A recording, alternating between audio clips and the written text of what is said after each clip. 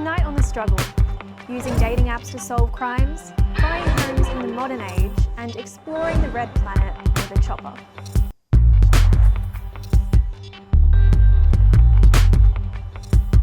Dating apps like Tinder, Bumble and Grindr are beginning to build up a reputation for doing everything except finding someone a relationship. Composure, Sam. This was made abundantly clear by recent news of a Capitol rioter allegedly bragging of his involvement in the insurrections in Washington, D.C. to another person on the dating app Bumble, from which he was then promptly arrested. As such, these apps are evolving to be more than what they were intentioned for. Our millennial correspondent Emily has the details. Welcome back to I'm a Millennial, Get Me Out of Here. Dating apps. Everyone knows them, a lot of people hate them, but that doesn't stop people from using them. Myself, I've never had to use them, but I assume the vast majority of you have. So, for the people, and to channel some investigative journalism, I'm going to download these dating apps for the first time and only time, just to do some research about what it is that people are actually using these apps for.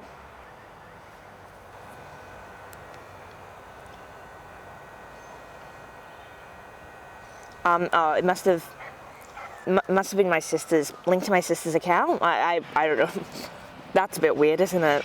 The fundamental idea of a dating app isn't a bad notion. However, we're seeing that concept drift away, and people are using these apps for stranger reasons than ever before.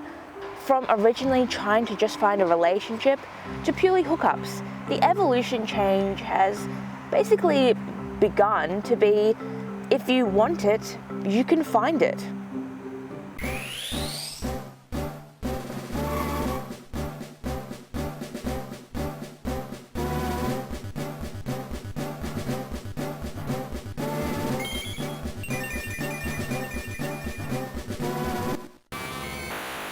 For example, a friend of a friend of a friend has seen people selling drugs on Tinder, which probably explains the increased police presence on the app. I mean, why go hunting for criminals when you can just make a cute profile and get them to fess up to you what they've done? The popular reality dating show The Farmer Wants a Wife has also sprung a new population of dating app users. However, I think they might have misunderstood the premise of the TV show. I mean, who would have thought Tinder would become the primary source of selling beef cattle? I'm not going to swipe right on that, is what I would say if I knew how these dating apps work, because I've never had them. Never, ever. Back to you, Sam. Thanks, Emily. We definitely need to have a chat. Australia's newest Defence Minister and Lord Voldemort's less genetically blessed brother, Peter Dutton, has been in the news this week. Whether it was his decision to reverse the stripping of military medals from 3,000 soldiers who served with war criminals in Afghanistan, his attacks on the Chinese militarisation of our ports, or the fact that apparently he's got the right stuff, Peter Dutton just can't seem to keep his face out of the news. Now, some may see this as a coincidence, but not former Prime Minister and handball grandmaster Kevin Rudd. On Twitter last week, Kev speculated that given Scott Morrison's sinking poll numbers in the wake of numerous scandals and a bungled vaccine rollout, Conservative media may be trying to position Peter Dutton as the frontrunner to challenge Morrison in a leadership spill before the next election. That's right, say hello to the next Prime Minister of Australia, Peter Dutton. Now, say what you will about his politics, but Dutton would be a historic choice, becoming the first world leader to share 60% of his genetic material with a potato. All jokes aside, the idea of another leadership spill in the Liberal Party is certainly bad optics, and here with some of his thoughts on more bad optics is our multiverse correspondent. Thanks, Sam. Now, a few weeks ago, a small helicopter called Ingenuity, which was sent to Mars by NASA, along with the rover Perseverance, made the first successful flight on the Red Planet. This achievement was applauded by the scientific community and general public alike, with the flight being labelled a monumental achievement in the field of astrophysics. But if I'm being completely honest, I didn't really care for it. Don't get me wrong, I get this is huge news for the future of space travels, but you've got to admit, it doesn't look great that we as a civilization can work out how to send a helicopter to Mars before we've even cracked the logistics of feeding the third world. Plus, This mission had a budget of $2.7 billion. Yep, that's a billion with a B. Do you know how many homeless people we could house with that much money? On average, it costs $2,835 a month to live in Australia. By my math, which is admittedly pretty sketchy, we could house nearly 80,000 homeless people for a full year with that budget. Or we could take one homeless person and just give them a bunch of castles. So anyway, with NASA spending almost $3 billion to get this space helicopter to Mars, you'd expect it to look pretty sick, right?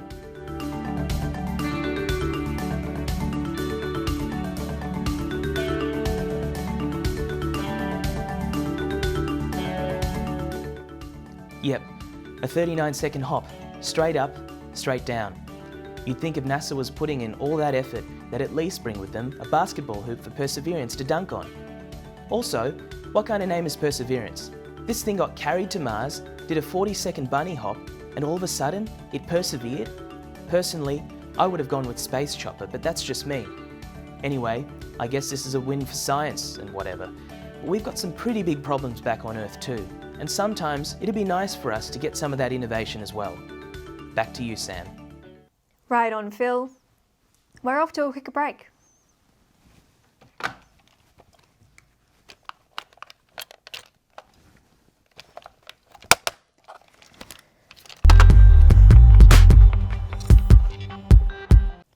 Welcome back. Buying a house in Melbourne or Sydney with its record high prices is considered by some next to impossible. Renting a place is more affordable than buying for some people, but even that is contingent on so many factors. The real estate game has ruled the home buying process for as long as we can remember, but one savvy millennial, namely a startup lawyer, has declared that the real estate game is ripe for disruption. She came to this conclusion after her experience of posting in a Facebook group. Her post expressed her desire to buy a house without the unnecessary burden of the endless fees working with a real estate agency. This revealed a growing number of people who are willing to privately buy and sell their homes, hopefully with less of the stress that traditional routes of buying and selling a house and navigating the real estate world brought. With more on this, we have our resident influencer, Natasha.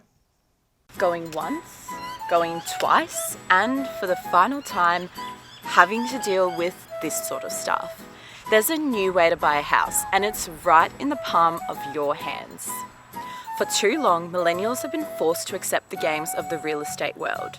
And with property prices at remarkable highs, some of us have said to say toodles to the Australian dream, making renting the new buying.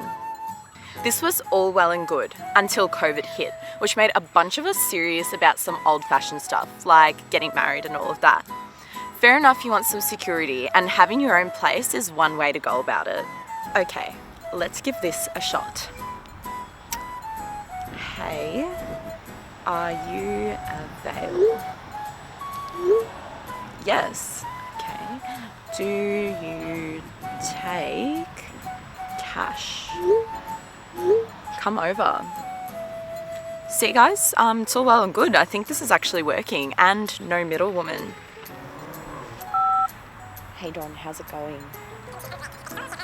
How's my listing doing? You found a prospective buyer? They've agreed to a 90-day settlement. That's fantastic. Thanks, Don. Bye. Look, buying and selling houses isn't easy. So however you decide to do it, just make sure you're not doing it alone. Victorian legislation stipulates that with any selling of property, the vendor must provide a statement for the buyer with information about the property, and this must be overseen by a legal practitioner. So if those safeguards don't put you at ease and convince you to swipe right on your dream house on Facebook, then what the hell? This segment has been sponsored by Century 22. Back to you, Sam. Thanks, Natasha. Over to news on climate change now, and well, there's not actually anything new to report because, surprise, surprise, Scott Morrison isn't committing to further emission reductions. Speaking at a virtual global climate summit, Morrison attempted to outline Australia's plans to decarbonise, but things didn't get off to the best of starts. Mr. Prime Minister, I'm not sure we're hearing you. Okay, I'm just waiting for it to come up green. Speaking of waiting for things to go green, the PM delivered this reassuringly vague statement about our climate policy. For Australia, it is not a question of if or even by when for net zero, but importantly how. Ah yes, the old good things take time rhetoric. That's a sensible way to deal with a climate emergency, not like any of those radical countries putting actual time frames on achieving net zero. And for some reason, the Greens aren't all too pleased. Australia is being led by a cabal of climate criminals. And while Adam Bandt clipped the government with that alliteration, he also had some words of wisdom for the opposition. Aided and abetted by a Labor Party that is addicted to coal. I mean, seriously, Adam, you do know who the Labor leader is, don't you? How on earth did you miss the double alliteration of aided and abetted by Anthony Albanese? Be better, Bandt. Back to the summit, and fellow wordsmith / British Prime Minister Boris Johnson brought forward a different point of view. This is not all about some expensive, politically correct green act of bunny hugging. How someone would physically hug a rabbit is one question, but given Johnson's previous experience with animal hugging, it's fair to say he might not have a firm grip on what the term actually means. However, it isn't only politicians making decisions that affect millions of people around them, so let's head over to Soraya to check on the latest power play in the world of sport. Thanks, Sam. The world of European sport has been involved in high drama over recent weeks, and especially regarding the sport that, for the purposes of maintaining my credibility as a sports reporter, I will be referring to as football. Now, essentially, a group of 12 of the biggest, richest football clubs in the world, including the likes of Manchester United, Barcelona and Real Madrid, have all decided that as well as continuing to participate in their respective national competitions, they would also form a new European Super League. By creating a new league consisting exclusively of the world's most lucrative clubs, these teams will be able to use their massive amounts of money and influence to draw the biggest crowds and TV audiences to every game, subsequently generating absurd revenue figures. Now, most of these clubs are run by billionaires, so it's not particularly surprising that the decision to create the new Super League is primarily motivated by financial greed. By creating a league where only the biggest teams play one another, each team is guaranteed a huge income for every game they play. Of course, this will take away substantial revenue from the smaller clubs not involved in the Super League, as well as effectively eliminating competitiveness from the highest level of the sport, as the big teams involved in this elite competition would be guaranteed ongoing participation regardless of how poorly they performed. It would be as if Carlton had been allowed to participate in every one of the final series for the last 2 decades, simply because they would draw bigger crowds than most other teams. And I think we all know what a disgrace that would be. What's more, it also takes away the opportunity to see local fans engaging and interacting with one another, as is so commonly displayed here in Australia. Fortunately, the Super League proposal has effectively fallen on its face. Largely due to major fan protests, the billionaires who run the sport of football, much like they run the rest of the world, have conceded that they probably need a greater degree of compliance before extracting more money from their consumers. In a heroic display of people power, the fans expressed their dismay at the concept of a competition where teams win every year simply because they have more money. They want real competitions, like in Spain, where the same 2 teams winning every year has nothing to do with the fact that they have more money than everyone else. And the same goes for Italy. And the fact that Manchester City have won half of the last 10 English Premier League seasons has nothing to do with their financial expenditure. Fortunately for football fans, we've clearly managed to escape the wrath of money deciding who wins football competitions. It sure is a relief to know that billionaires aren't in control of our sport, or indeed any other aspect of our lives. Back to you, Sam. Thanks, Soraya. We're off to another break.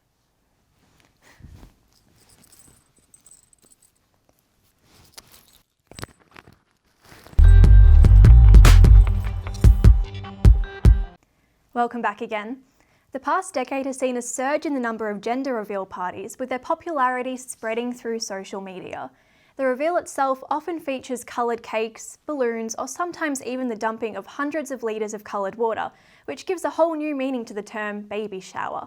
However, gender reveals have been criticised for perpetuating the male-female binary. In fact, one of the parents who kicked off the whole gender reveal craze now regrets the moment she put into force, considering how the concept may affect non-binary and transgender individuals. So for more on the damage gender reveals are causing, let's cross to Karen Kvetch. Thanks, Sam. This week I will be discussing the problem with gender reveals. Recently, a New Hampshire family's gender reveal, held in Torromeo Quarry, left residents in fear, believing they had just experienced an earthquake.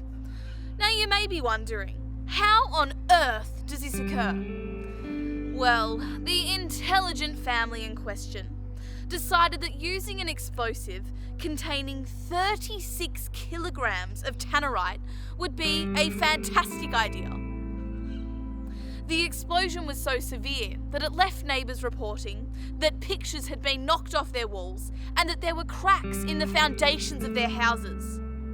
The property damage that this gender reveal has caused is absolutely abysmal.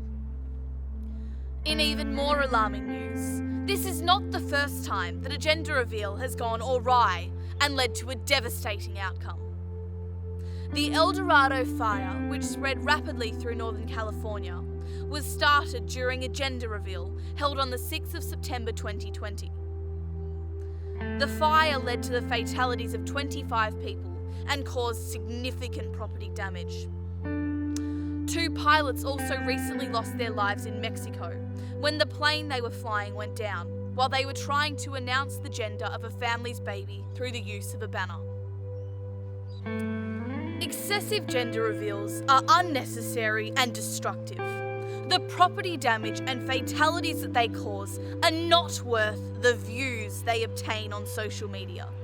This behaviour is unacceptable and I will not tolerate it. Back to you, Sam. Not the damage I thought you were going to be talking about, Karen, but damage nonetheless.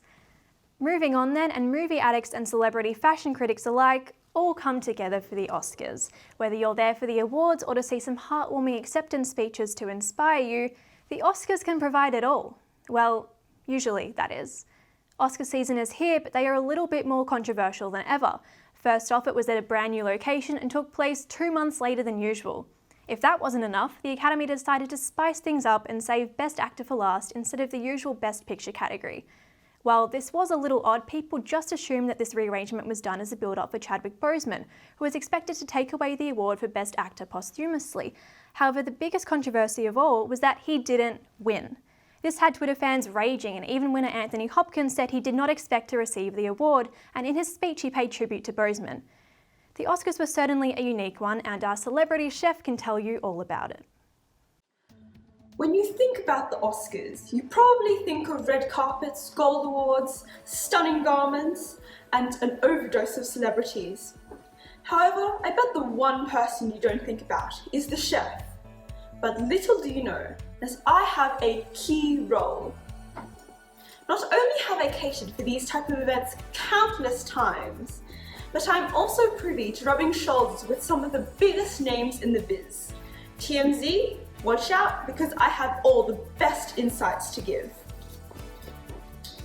First off, the Oscars are long and boring enough as it is, but this year they've ditched all the fun. Sure, it was shorter, but there were no musical performances or movie clips. With the presenters just giving a history of all the nominees, the ceremony was essentially just filled with celebs eating and yapping away. However, with any event that serves alcohol, there's bound to be some interesting moments. First off, Glenn Close twerked. Someone seriously needs to come get their grandma. Then there was the impromptu trivia. Seriously, they should know that trivia is never a good idea. And whilst twerking and trivia may not be your thing, there's no denying that the celebs looked absolutely outstanding. Zendaya, as always, looked stunning, and her looked rather iconic too. In the male category, Daniel Kaluuya and Lakeith Stanfield looked sharp AF. Anyways, I can't wait to make some more broiled chicken and sautéed salmon for the next big award ceremony. Although, with the many gluten-free, dairy-free and flavour-free celebrities out there, it really does make it hard for a chef like me. Thanks to our fangirl, our celebrity chef, for filing that piece. Well, that brings us to the end of another episode. Make sure that you keep eating well, getting some exercise, and having plenty of sleep in order to replenish your batteries.